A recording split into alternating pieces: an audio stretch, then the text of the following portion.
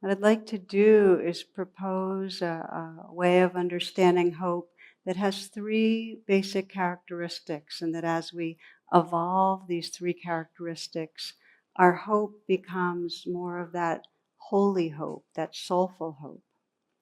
And the three characteristics are, the first is that there's an aspiration towards our highest potential.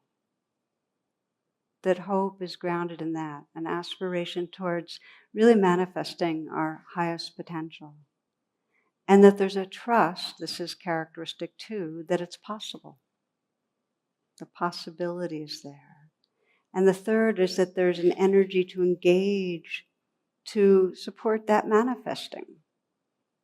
There's a dynamic quality to hope. Vaclav Havel describes this evolved hope that I'm talking about as an attribute that we carry in us always. It's a state of being. It can get covered over, but it's there. It's a dimension of soul. So let's look at each of those characteristics one by one. The first one is that quality of aspiration. If you're scanning to sense, well, is there hopefulness right here in me? It's one of the big sign points is, well, is there a sense of being connected with a true aspiration, with a sense of what really matters to you? Sometimes this it might express as the aspiration to love or to serve or to create. Like a flower hopes to blossom, acorn hopes to become an oak. It's like that aspiration to really become all we can be. And sometimes it expresses as vision.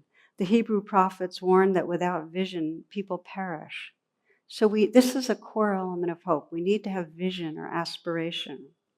And to give you an example of the power of this, I read a article in the New Yorker a few years ago, and it was about Japan. And in Japan, there is twice as much suicide as there is in the United States, which would say there's a lot of hopelessness, okay? And I think it's one person every 15 minutes.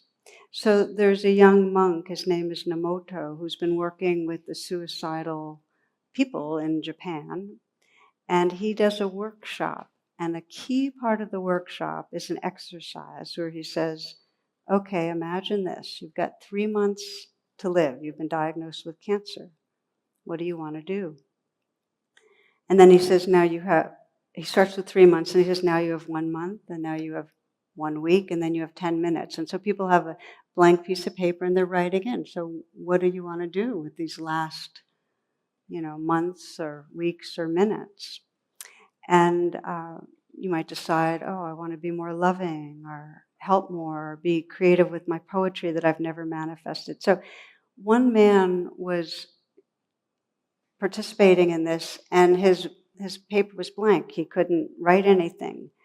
And he was weeping because all he had done was fixate on wanting to die, not what he'd do if he lived. And then he realized, well, if he hadn't really lived, how could he want to die? And there's something about that insight that was freeing, because he returned to his job and he began to be able to speak more. He had been really adverse to talking, and his life was free to unfold. So we might not be suicidal, but it's often that we're really not remembering a deeper, compelling aspiration in an embodied way, what we really care about. And there's a depression that comes with that when we get disconnected from that kind of stream of passion that lives through us that really wants to manifest all we can be.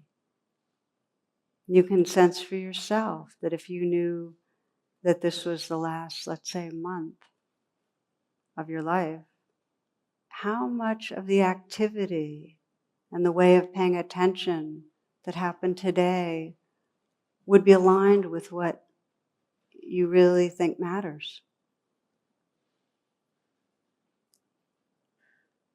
Are we living our days as if they really count in our life?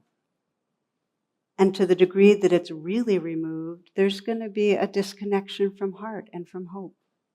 So the reconnecting is to get in touch with our aspiration, and it's a practice. I had one friend who we were talking, and she was very, very anxious and kind of shut down in a certain way. And so I said, well, what's something you're really hoping for right now? And she said, well, I have research I'm doing, and I really want it published in a top journal. Now that might be called, like if she's hoping for something, that's kind of a narrow hope, get it published. So I deepened the inquiry. I said, what would be so important about that? That's how you deepen your inquiry. Well, why does that matter? What would that give you?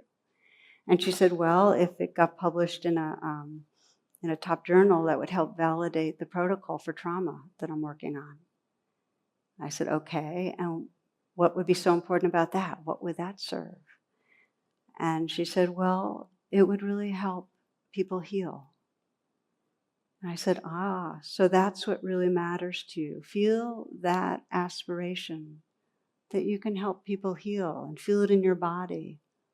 And as soon as she started feeling that truth, that that's what she really wanted, she started softening and opening.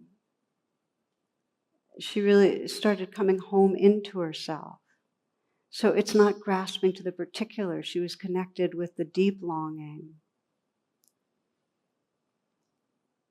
Sri Nisargadatta said, it's one of my favorite teachers, he says, your wants are too small. Make them larger.